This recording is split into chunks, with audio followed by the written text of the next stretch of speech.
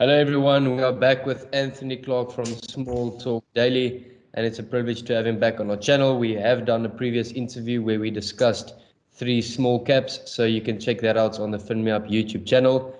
Anthony Clark, welcome back. So today we'll discuss a few things, a few interesting topics, and I'm sure all of you will enjoy it, so stay tuned till the end. Make sure you like and subscribe. So Anthony, the first question is, what's busy happening? What's catching your attention in the markets on the JSE? Any specific companies or any trends? What's the update on that? Yeah, hi Hugo. It's very nice to be back towards the end of the year, and what a year it's been. And hopefully your listeners will gain some insights as to what I'm currently looking at and the areas of potential interest into 2022. As a recap, 2021 has been a really interesting year in the small to mid cap space. I think year to date, I did some numbers a couple of days ago. The small cap market's up about 42%, the mid cap market's about 23%, and the Aussies up about 19 or 20%. So the small cap segment has significantly outperformed the overall JSE index. And within that classification, there's been some real winners. I think we've seen certain stocks up north of 100%. And these stocks, yes, they were beaten down in the COVID sell-off last year. But I think what the market fails to realize is that these small companies, many which do have a domestic focus, are far more resilient and are much more proactive at moving quickly to adapt to changing economic circumstances than the big companies. So if you're a small family-owned business, you can very quickly restructure your business. You can tighten cash flow. You can tighten your inventory. You can reorganize your staff, etc., much faster than the bigger companies. And I think what surprised me in the last few months is how resilient these small cap companies are. And it's only now the market is beginning to wake up to the fact that these little gems continue to outperform the overall market and the sector. And there's more growth to come. So yes, the easy money has been made in the small to mid cap sector in the last, call it 12 months. But by no means do I think the sector has run out of steam. It is beginning to look a little bit frothy at the edges when I see really speculative stocks running very hard. I call it like scraping the bottom of a barrel. It leads me to believe that the market is running out of ideas. I mean, looking at anything to try and generate some form of return. And I would be very careful on that, looking at the real penny share stocks. But that's the nature of the market. Having had a good run, people are looking at the next level of potential opportunity. But in many cases, these ultra small caps are very speculative. And I certainly wouldn't put too much of my portfolio money into these really micro cap counters trading at pennies. For example, Ellies recently has had a hell of a run. It's gone from like 6 cents to 40 cents. Now, not much has fundamentally changed at the company, but clearly somebody believes, or the market believes, there's potential in this micro cap stock. There is, but there's inherent risk and there's inherent debt, which I think the market is sidelining because they're just seeing the stock go up. So to answer your question directly, what looks interesting to me going forward? Again, the universe of small to mid caps. The same stocks I've covered for the last 26 years remain very interesting. And I've been doing a lot of conversations the last week about a sector which I'm very keen on, which is agriculture. And people say, why on earth do you keep talking about agriculture? There are very few stocks listed in that space. Many are either traded by the company or on other exchanges. And I'm saying, well, these are large companies which will continue to have an extremely bright future, given the underlying climatic conditions and the high price of soft commodities. I'm looking at a spreadsheet I updated this morning, and year to date, the yellow maize price is up 15%. The sunflower price is up 28%, and the wheat price is 24% higher. So that's very bad for consumers in terms of food price inflation, and extremely bad for food producers who have to buy these raw materials to convert into products that you and I consume every single day. So they will see margin contraction and profit squeezes. But if you're the primary producer of these products, and you're supplying the elements into the primary producers like fertilizer, requisites, the underlying seeds and products, you're making a great deal of money. And I think the agricultural value chain will have another 12 to 18 months ahead of it. And in that sector, you've got Agri listed on the JSE at about 48 Rand. You've got TWK on the Cape Town Stock Exchange at about 40 Rand. And then you've got Senbez traded on its own platform at about 11 Rand.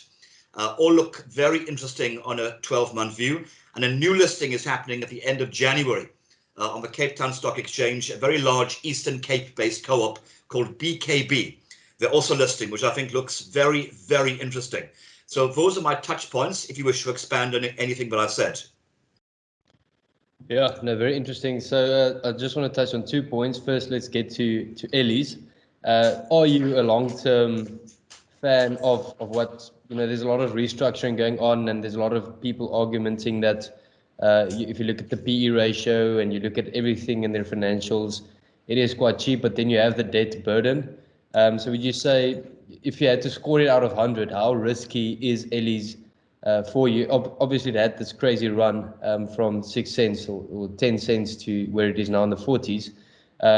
So, there is people who enjoy risk and people who see the long term, maybe this is cheap. What's your just take on that? Is it cheap if you look at the financials, or is the debt just too much? If you look at on an absolute basis, given the earnings they showed you to the April year end, the stock does look cheap. However, there is cheap and there is cheap. As you correctly mentioned, inside the company, there's a significant proportion of debt. There is a company that is reliant fairly closely to digital television in terms of DSTV, and there's significant competition there coming from OpenView and other platforms, and people live streaming now. You've got a company which has been through enormous upheaval and boardroom restructuring and infighting. I've covered Ellies since its listing. I think it was at R1.30 or R1.35 years ago. I ran the stock all the way up to R9.99, and at R9.40 in 2013, I issued a take profits. And then a few months later, following an update with management where the prospects to me were not very attractive, at R7.14, I issued a flat out sell. And for the best part of 3 or 4 years, I had an avoid and sell on Ellies. And as we all know, it fell from R7.14 down to a low of 6 cents. In September 2019, when new management was installed and they were restructuring, I issued a speculative buy at 9 cents. I actually posted that link on my Twitter page yesterday for people to read the report. Yes, it may be 2 years old, but it gave a rationale as to what was going on inside the company, the history regarding the infighting, and why I believed at 9 cents the stock looked a risky but interesting penny stock play. We're now at 41 cents. And I think given that the market is awaiting a trading update for its October interim period, that should be out probably very early in January. The market is clearly either hearing whispers that they had a fairly interesting 6 months, or perhaps the expectation is there's going to be growth year on year on last year's headline earnings per share number, which means the stock is running very hard. Now, it's not a stock for widows and orphans. I certainly wouldn't take my child's school tuition fund and shove it all into Ellies. But as you correctly say, there's always a proportion of one's portfolio that you have to have in what I call riskier elements, just in case, this one is the 10 bagger. I had a very excited message this morning from a Twitter follower saying, have you seen Avenge this morning? It's up 45,000%. I'm rich. And I had to remind him there's been a 500-to-1 consolidation. And at 6 cents yesterday, and the equivalent opening price this morning, pre-consolidation, is 5.78. So he's actually losing money. I said, you haven't quite won the lottery yet, so don't quit your job. So there's always an element of riskier assets that will catch your market's attention. But in Ellies' case, I would really want to see the latest set of interim numbers and get some guidance as to how the restructuring and the strategic direction of this company going ahead looks. We all know it does extension leads and remote blasters, and it does lighting equipment, etc., etc. But what is this company? Where is it going? What is its direction? And I think that's the thing that is currently lacking. Previous management had these pie in the sky ideas that we're going to move into renewable energy and solar panels and home generators and inverters, which is all very well and good, but is that really sustainable? I want to find out if this billion-rand revenue business actually has a viable future against fearsome competitors out there, and where is it positioning itself for growth going forward in an area of the market which we know is rapidly declining.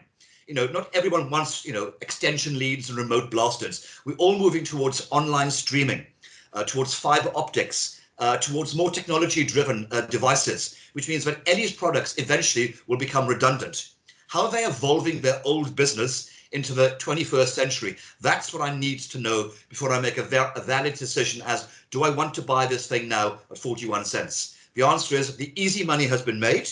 We need concrete evidence as to the strategic direction. And that's my current take on Ellies. It's interesting, but I certainly wouldn't be chasing it at 41 cents. Maybe I'm wrong. Maybe it'll hit a rand by Christmas. Who knows? Momentum is behind it. But I think you have more risk now at 41 cents than you ever had at 9. Yeah, interesting. And maybe one of our viewers actually follow Ellies very closely or have some interesting information whether you use their products or not. So let us know in the comments, if you are a big fan of Ellies or follow them closely, what interesting facts you can maybe share with us. So just on agriculture, you named a few companies, and we know there's companies like Zeda and Pioneer, or I don't really follow the agriculture sector, but Senwes and the other listing. So from all those baskets of agricultural JSE listed shares, which ones would you say is the top picks for you, if you can share that? Yeah, we've had a really interesting 2 weeks in agriculture. Pretty much all of the agricultural companies have produced results. We've had we've had final results from Quantum Foods. We've had interim results from grain giant Senwes. We've had final results from Agri, and we've also had final results from TWK. Zeda, as an August year end, they had their results fairly recently. We're now waiting for their February 2022 year end to ascertain where they're going. And as it stands right now, Zeda's sum of the parts discount is about 28, 29%. And I think that as it stands right now, I had a buy on Zeda. I still like the stock, but my gut feeling tells me that the inherent portfolio that they have, which comprises a 43% stake in Agri, which is JSE listed, and then 2 large unlisted investments in terms of Zard, which is stuffed full of debt. It's involved in seeds and seed genetics, and then a large stake in Capespan, the fruit company. There's going to be a lot of work to be done behind the scenes to restructure those assets ready for sale. And I think if the market is expecting a very quick resolution to the Zeda conundrum of will that £4.50 net asset value quickly be realized, and we can all have a reasonable payout, I think it's going to take a lot longer than we anticipate, because the juicy asset, the logistics company, has gone, and the remaining assets will take a great deal of time to actually sort out and restructure, and a certain degree of BEE will probably need to be undertaken to get these assets into a saleable function. So I'm now debating if at about 315, 320, Zeda is actually a stock I want to own in a 12-month view. If I believe a stock is going to restructure and there's going to be a capital payout or a special dividend coming from a logistics group sale, then I'll hang on.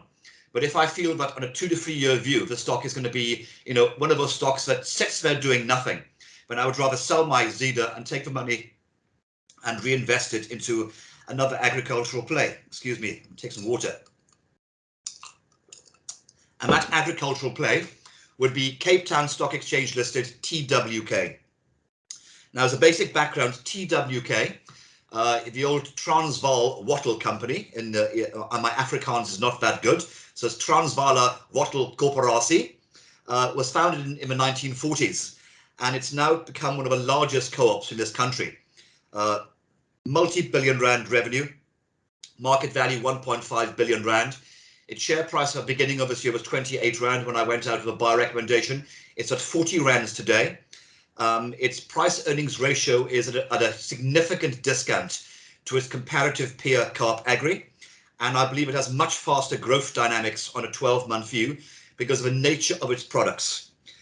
Agri is involved in agriculture, fruit and retailing and fuel, whereas TWK is also involved in maize, fertilizer and general agriculture, but it has a very, very large export component, exporting wood, timber products and wood chips internationally, and particularly into Asia for the paper and pulp market.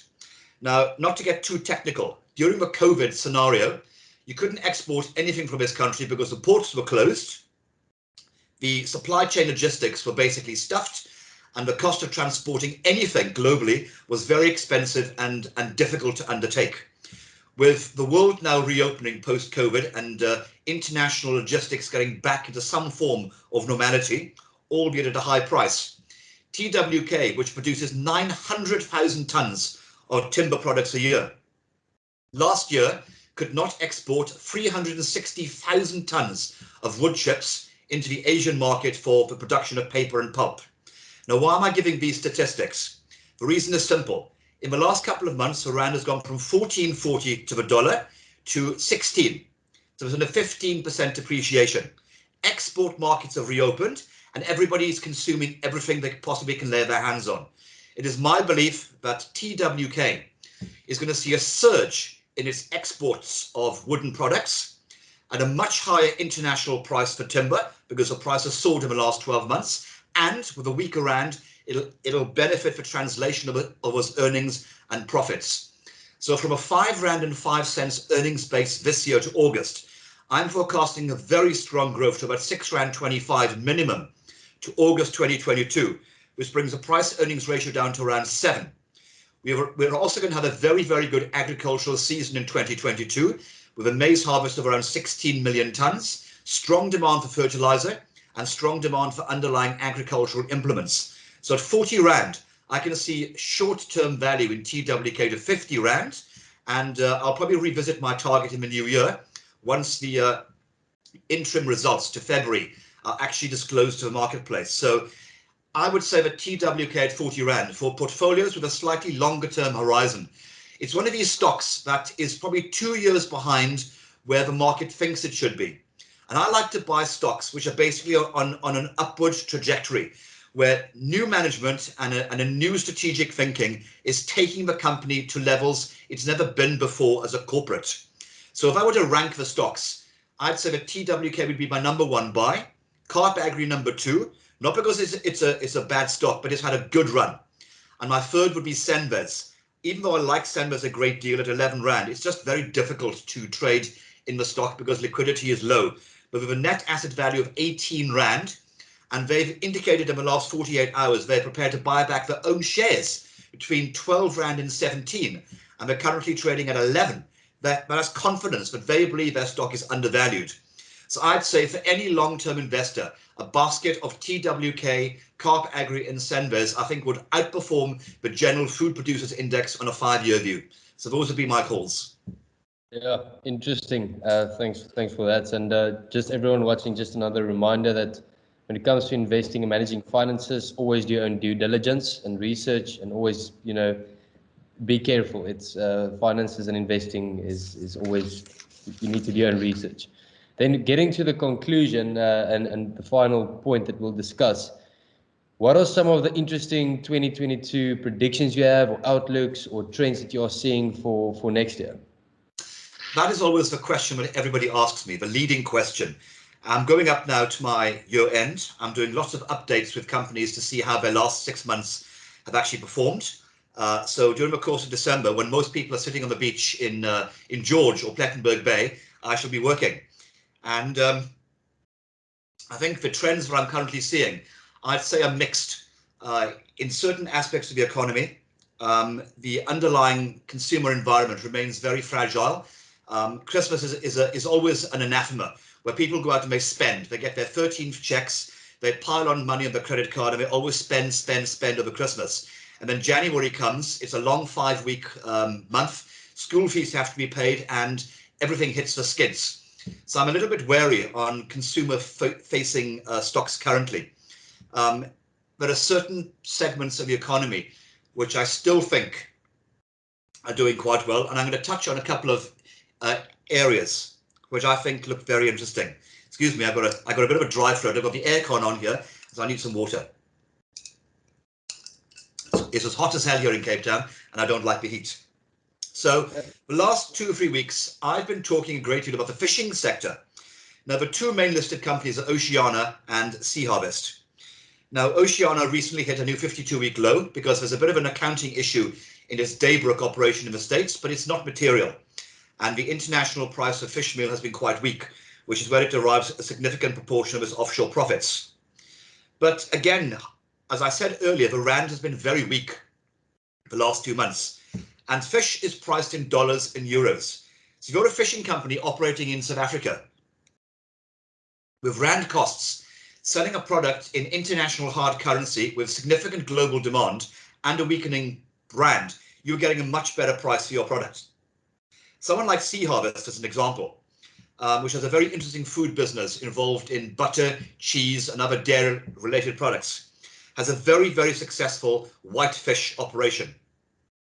Everybody sees the Sea Harvest products in the supermarket shelves, but they don't know that they have a very, very large export business into Europe. I'm anticipating a very, very good 2022 for Sea Harvest. The share price recently hit a low of 11 Rand 85. And as I quickly get my calculator out, based on my earnings forecast, that places a stock on a price earnings ratio on my forecasts on a P of 7 for a superb quality business with strong rand hedge qualities and a very, very good management. The thing that's been holding back the fishing sector for the last 12 months is what's called the Fishing Rights Allocation Process, FRAP. That's the 15-year license that the government gives to fishing companies to actually go out and catch fish. It's basically an allowance. You are told how much you can catch on a yearly basis every year for the next 15 years. That license is currently being renewed, so there's uncertainty as to which companies will lose and which companies will win.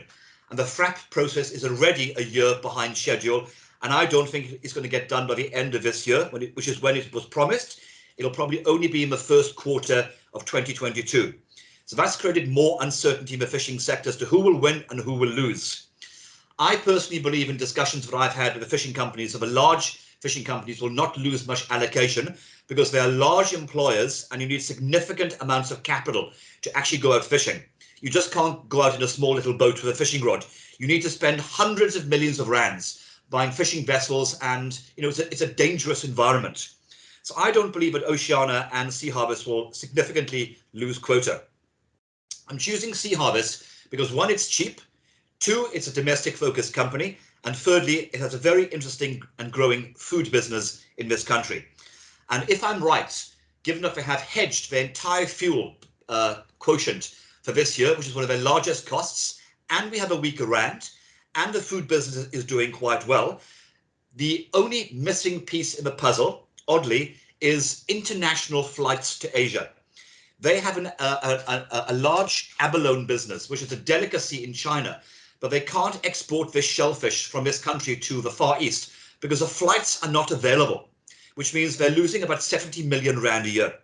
As soon as you see the flights from Asia coming back to OR Tambo, from Cathay Pacific, Singapore Airlines, etc., Sea Harvest is going to run, and is going to run hard.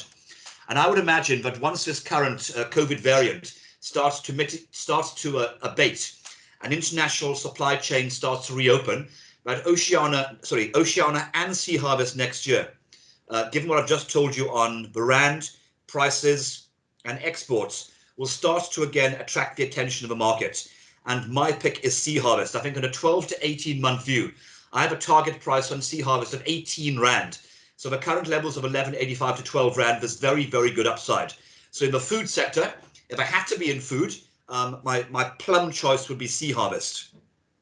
On the greater small to mid-cap market, I continue to see a trend, much like we've seen this year and last year, of delistings and family-owned companies saying, that's it, we've had enough, we want to leave.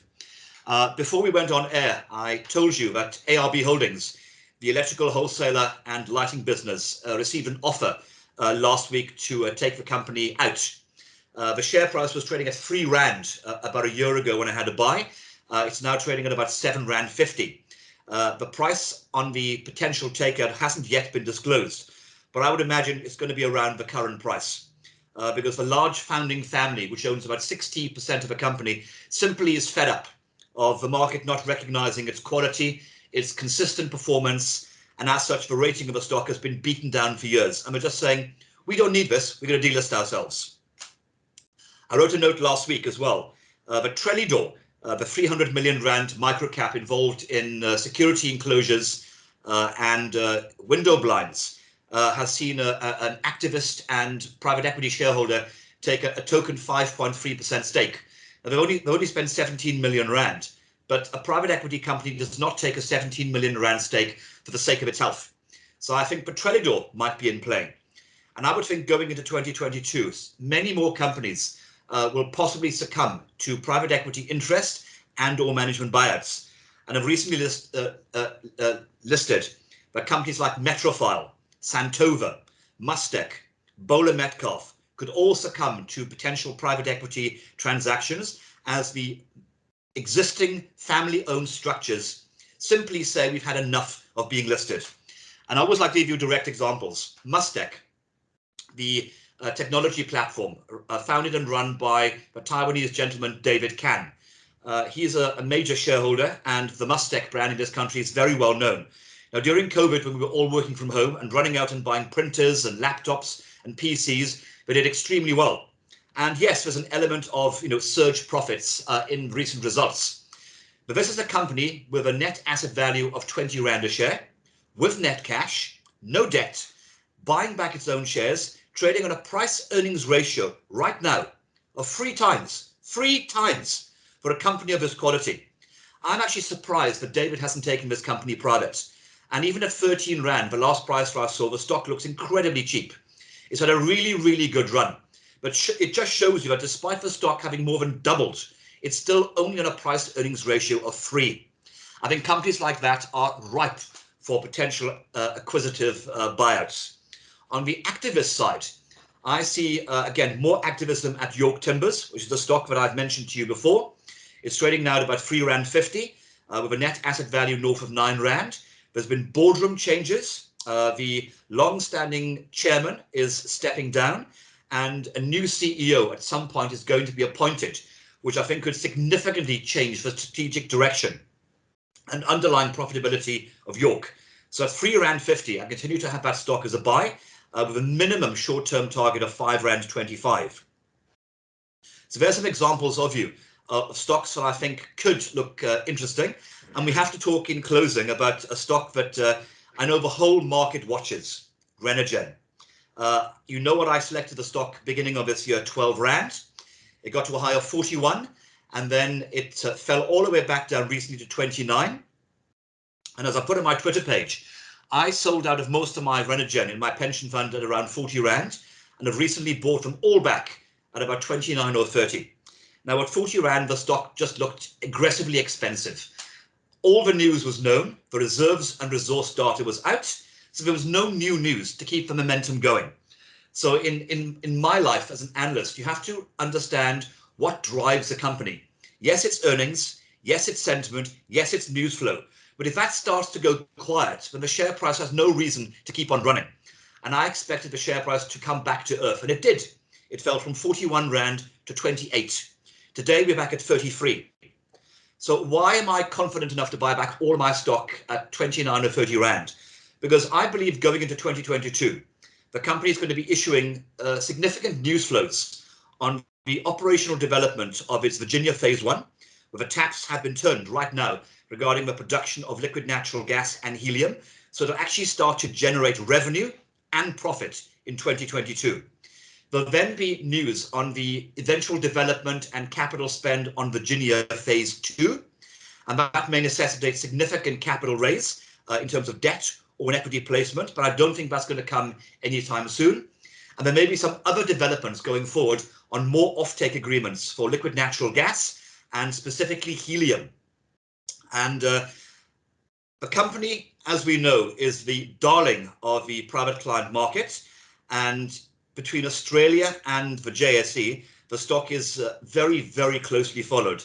I would not be surprised if some more good news were to emanate from Renergen in the new year, which might, be a catalyst for the rebuilding of the current share price. I'm not going to give a price target, but I'd say I bought back at 29 or 30 Rand for a reason. We're now at 33. And if my scenario of ongoing positive developments regarding the operational nature of a company, Virginia Phase 2 and other developments in helium start to transpire, I think that will once again catch the market's imagination, and I can see the stock running. So there's a little close for you. Interesting. Just a quick final question. All these delistings, usually they delist at a higher price than what it is at the current level. So is it a good way to actually make short-term profits if you believe that certain companies will delist at higher valuations?